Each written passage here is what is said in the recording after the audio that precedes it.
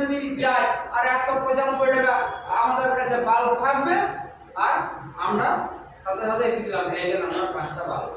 তার জন্য আমাদের এনএসটি মেম্বার আর আমাদের কি বলবো ওই টেনারদেরকে একটু ছোট্ট পুঁজি লাগাতে হবে, কি না আমাদের 20টা বাল্বের টাকা দিয়ে আমরা বাল্বগুলোকে উঠিয়ে নিয়ে চলে আসবো।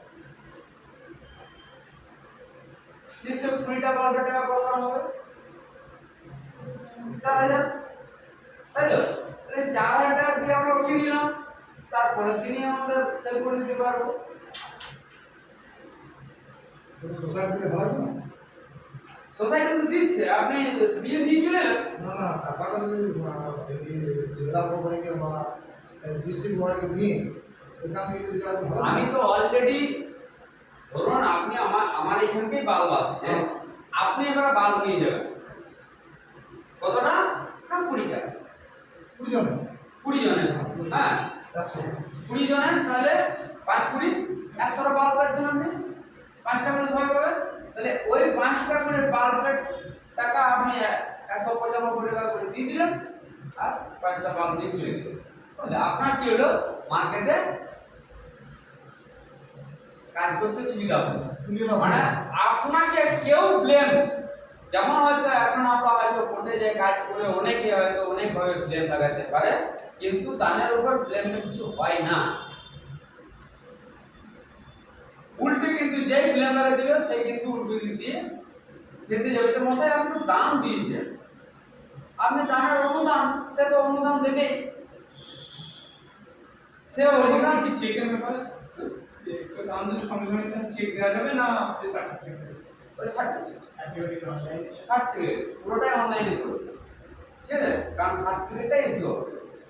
আর কি আছে না, এইখানে আমাদের যে কোনো স্কুল বলুন, কলেজ বলুন, ইনস্টিটিউট বলুন, যে কোনো প্রধান বা যে কোনো থানার বড়বাবু যিনি আমাদের সাপোর্ট করবেন, সেই থানা, সেই পঞ্চায়েত, সেই স্কুল, সেই কলেজকে আমাদের সোসাইটি 10 লক্ষ টাকা ডোনেট করবে। কত না 500 যোদ্ধা যদি ওই স্কুল থেকে উঠে আসে। ধরুন 500 স্টুডেন্ট আছে, 500 স্টুডেন্টই কিন্তু যোদ্ধা হয়ে গেল, তার বাবা মা কাকা এরকম হবে 20 জনের।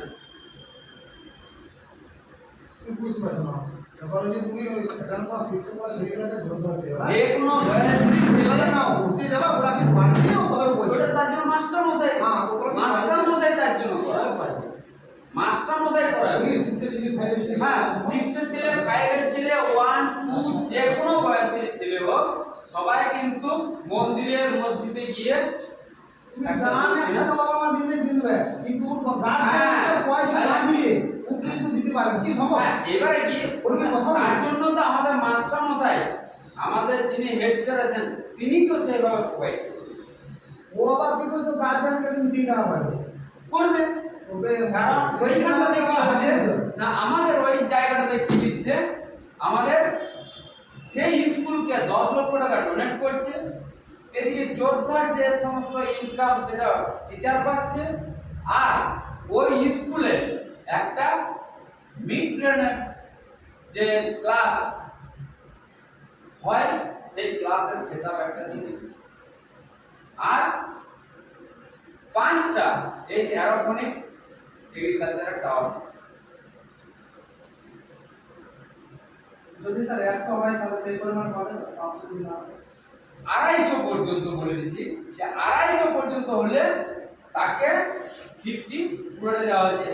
মিড ট্রেনে হয়তো সে মিড ট্রেনের সেটআপটা নিতে পারে বা অ্যারোফোনিক এগ্রিকালচারের সেটআপটা নিতে পারে, কারণ হাফ হয়ে টাকাটা বাবু ঠিক আছে। আর যে কোনো স্কুলে 500 আরামসে করতে পারবে, কারণ আমাদের ওই 100 স্টুডেন্ট যদি থাকে, সেই 100 স্টুডেন্টের বাবা মা বাইরে বেরিয়ে গেল স্কুল থেকে, সেই বাবা মা কিন্তু এই দানটাকে নিয়ে এসে তারা এই জায়গাতে যুক্ত হয়েছে। তাহলে ওই স্কুলে ওই হেড স্যারের তরফ থেকে তার তো একটা ইয়ে থেকে যাচ্ছে ডাটা, সেই ডাটাটা যে থেকে যাচ্ছে সেই ডাটা থেকে কিন্তু তার ট্রান্সফার যোদ্ধা হয়েছে কিনা সে দেখতে হবে, সেই স্কুলকে শেষে দিয়ে স্কুল স্টুডেন্ট নাই বা থাকলো সে কিন্তু বাইরে থেকেও করে দিতে পারে। ছাত্র তাহলে বাবা মানব কিনছে বুঝে গেল?